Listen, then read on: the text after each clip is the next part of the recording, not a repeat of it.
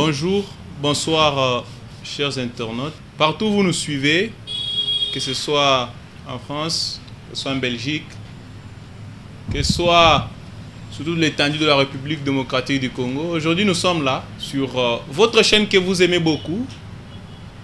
Je suis Congo Live News, la chaîne qui vous permet d'avoir les informations à la ligne ainsi que certaines analyses par rapport à la situation politique dans notre beau pays, la République démocratique du Congo. Je sais bien que vous vous posez beaucoup de questions, surtout vous qui êtes à l'étranger, pour connaître ou savoir ce qui se passe vraiment au pays. Je vais vous rappeler que aujourd'hui, nous sommes toujours à l'attente de l'affirmation finale de la Cour constitutionnelle qui va approuver ou rejeter les résultats qui ont été publiés par la CENI. Alors ça ne sera pas notre sujet du jour. Aujourd'hui, on va juste évaluer les risques. C'est ce qu'on va devoir parler avec vous. On va évaluer les risques.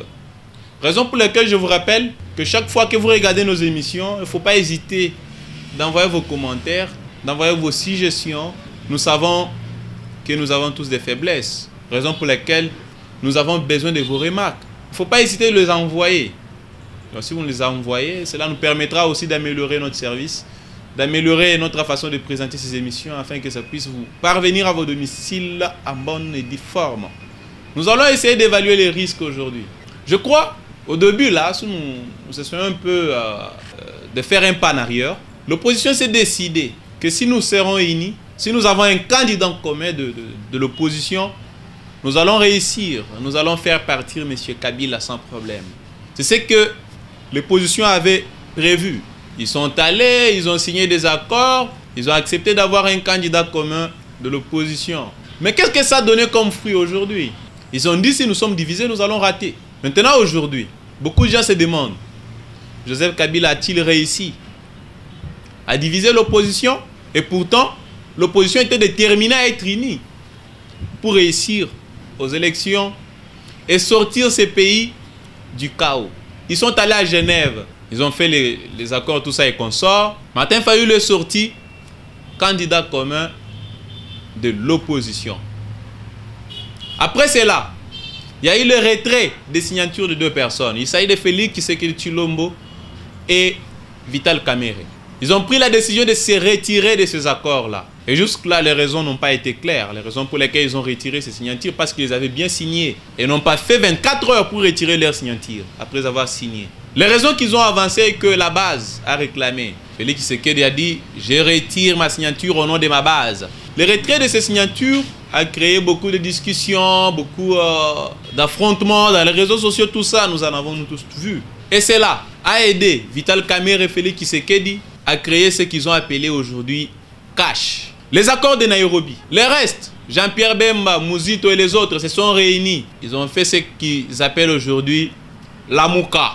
Là, nous n'arrivons pas à ce qu'ils avaient prévu. L'opposition qui doit être unie. Ce n'est pas ce qui a été fait. Il y a eu cash, il y a eu la Mouka. Allons aux élections. Ils ont organisé les élections avec leur opposition divisée. Les élections se sont déroulées, nous tous nous sommes partis, nous avons voté. Nous avons voté et après il y a eu beaucoup d'histoires qui se racontées. Les élections ne se sont pas bien passées. On a attrapé des machines par-ci, par-là.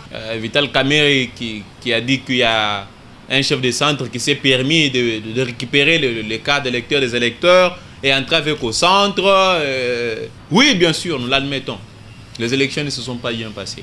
Les jours de la proclamation des résultats par la CENI, c'est Félix Tshisekedi qui devient gagnant, qui est proclamé par la CENI président de la République démocratique du Congo, mais provisoirement, en attendant que la Cour constitutionnelle puisse approuver cela.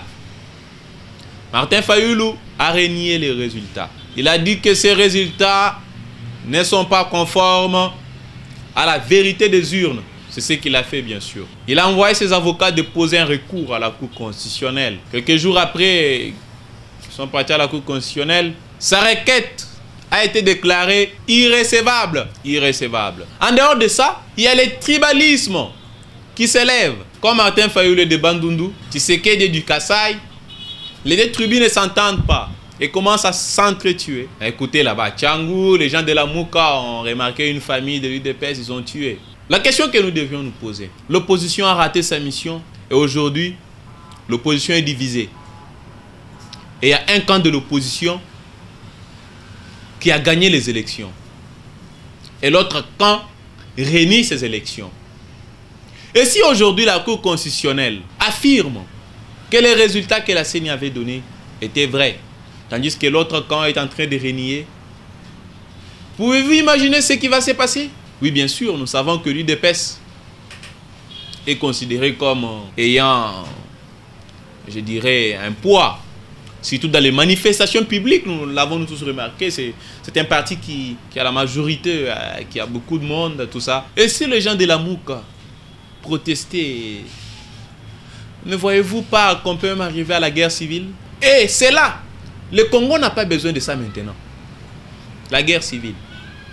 Nous n'avons pas besoin de ça. Je crois dans nos émissions passées, j'ai parlé de la révolution pacifique. C'est ce que le Congo a besoin. Donc le Congo a besoin de la révolution pacifique. Alors, j'aimerais dire ceci aux hommes politiques. Ils doivent évaluer les risques. Il a encore grand temps. Tout comme si Martin Fayulu était sorti plus tôt, Tshisekedi devrait se rallier à lui. Pour que l'opposition ne puisse pas être divisée. Puisque si l'opposition est divisée, vous connaissez vous-même les dégâts. Et cela, ce n'est pas ce que nous avons besoin maintenant au Congo.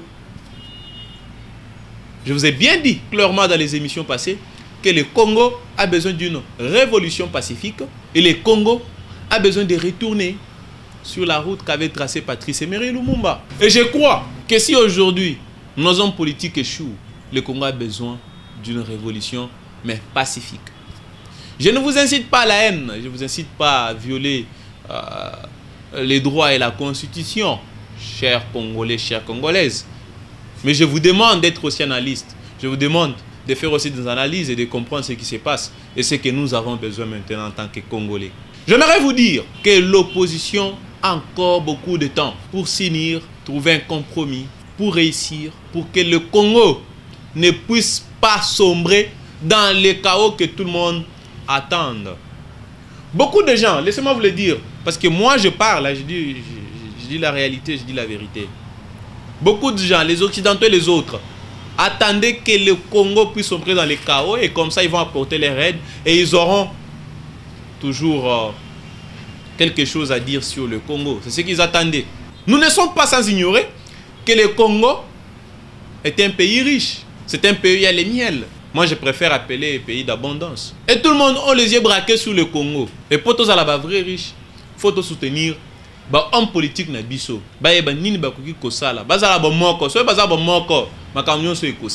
C'est vraiment regrettable de voir un pays comme le Congo organiser les élections avec 21 candidats à la présidentielle. Quelle division! Et pourtant, nous voyons l'exemple d'autres pays. Si c'est plus, c'est 4. 2. Et souvent, c'est 2. Imaginez, comment ne pouvons-nous pas dire que les élections ne peuvent pas bien se passer si nous sommes d'abord nous-mêmes divisés. Essayons de voir, je dis à nos autorités, essayez de revoir vos mesures. Sinon, vous les regretteriez. Et ça sera plus tard. Moi, on m'appelle souvent analyste. Je ne suis pas qu'un simple journaliste qui va venir là devant vous comme pour présenter un bulletin ou... Non, je suis analyste. Oui, bulletin, je l'ai fait, oui. Pour vous informer. Mais lorsqu'on est appelé à être analyste, nous vous apportons, ou bien nous vous disons ce qu'il faut. Pas seulement à la population. Les journalistes ne sont... Beaucoup de journalistes aujourd'hui, lorsqu'ils échouent, c'est parce qu'ils s'adressent beaucoup plus à la population. Mais il faut s'adresser à nos autorités.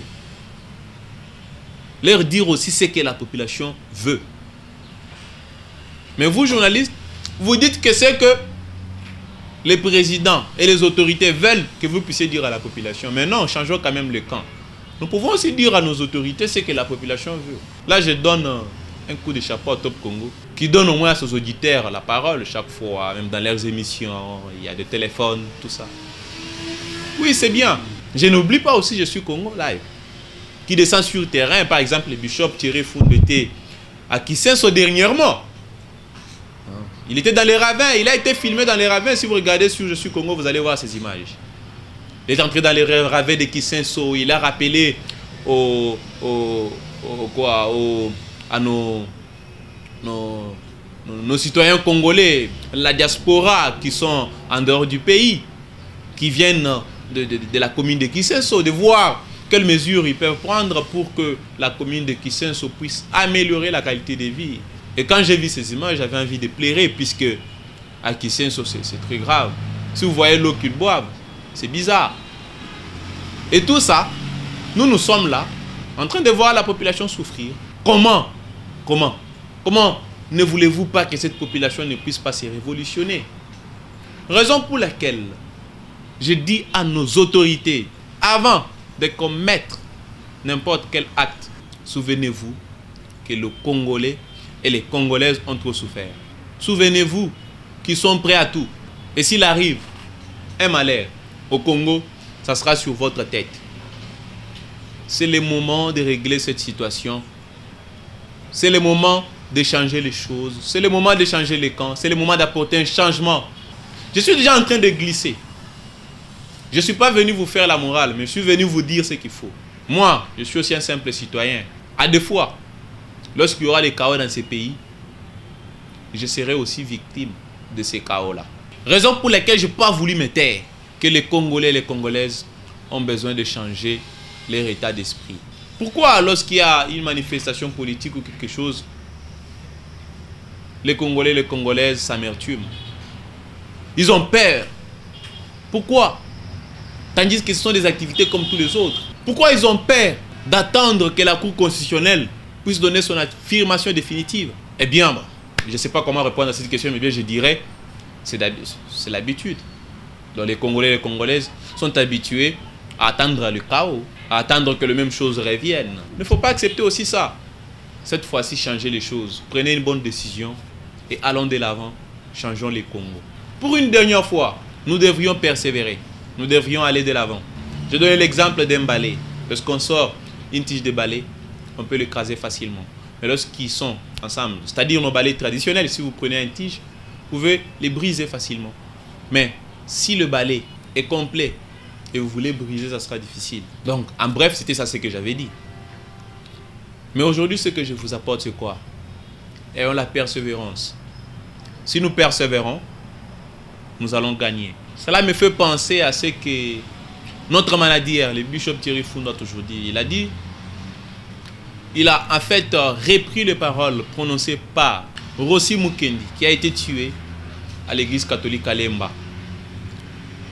Ce partisan des droits de l'homme avait dit que le peuple gagne toujours et le peuple finira toujours par gagner.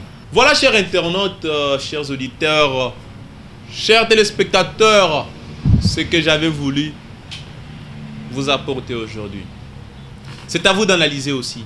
Il ne faut pas céder aux paroles de personnes qui vous incitent à la haine, de personnes qui veulent que le sang coule. Il ne faut pas céder. Soyez mature et restez humble, mais prudent. Voilà, nous sommes arrivés à la fin de cette émission. Ce que je vous demanderai, c'est quoi? Pour que cette émission puisse atteindre beaucoup de personnes, je vous demanderai de le partager dans toutes les plateformes pour que ces messages puissent passer partout, pour que ces messages puissent parvenir à tout le monde, à tout Congolais, que ce soit dans notre beau pays ou en dehors de la République, de dire la Belgique ou tous les continents. Je crois que cette émission n'intéressera pas seulement les Congolais et Congolaises, mais elle intéressera aussi d'autres nations. Raison pour laquelle je vous demande de partager cette émission dans vos pages Facebook, dans vos groupes, de façon que ça puisse toucher beaucoup de monde et qu'ils puissent voir ce que le Congo a besoin aujourd'hui. Nous sommes toujours à votre service. Nous sommes là pour vous rendre service en tant qu'analyste, en tant que journaliste. N'oubliez pas de liker ou d'aimer notre page ou bien de vous abonner pour recevoir beaucoup d'émissions à la prochaine. N'hésitez pas d'envoyer vos commentaires comme je l'ai dit au début de l'émission, d'envoyer vos remarques ainsi que vos suggestions. Cela nous fera du bien. J'aime le Congo, j'aime tous les citoyens congolais. Je ne peux pas terminer cette émission sans dire merci à tous ceux qui m'ont assisté pour que cette émission puisse vous parvenir. J'aimerais dire merci à Daniel Lola, le grand réalisateur, qui est derrière cette caméra, qui a fait en sorte que cette émission puisse vous parvenir à domicile, à vos domiciles en bonne et due forme. J'aimerais dire merci à Judith Kadienga qui est bien sûr dans ses studios, qui m'encourage par son regard pour que cette émission puisse vous parvenir. J'aimerais dire merci à notre éditrice. Il s'agit de Mireille Ngoï qui est dans ses studios, qui est aussi présent. Et son regard me donne aussi le courage de vous parler comme il faut. J'aimerais dire merci à notre chef de la rédaction. Il s'agit de Bishop Thierry Fundu Yabatiri, le grand manager. Et je ne peux pas terminer cette émission sans vous dire que c'est avec le soutien de notre premier partenaire, la maison Aouti Service, sans oublier Cécile Joël, sans oublier Trésor Ngoï, sans oublier Thierry Bache, sans oublier Benjamin Thioyo. Je ne terminerai pas non plus cette émission sans dire merci à Gidel Tibang, qui est l'un des internautes qui suit beaucoup Je suis Congo Live News. Je ne terminerai pas cette émission sans dire merci à John Kalambay qui nous suit de près et qui nous encourage à chaque fois pour que nous puissions vous parvenir ces émissions. Je dis merci à Jires Katambwa et Mentumba ainsi que Dodi Odia qui sont des internautes qui suivent beaucoup la page ou notre chaîne Je suis Congo Live News.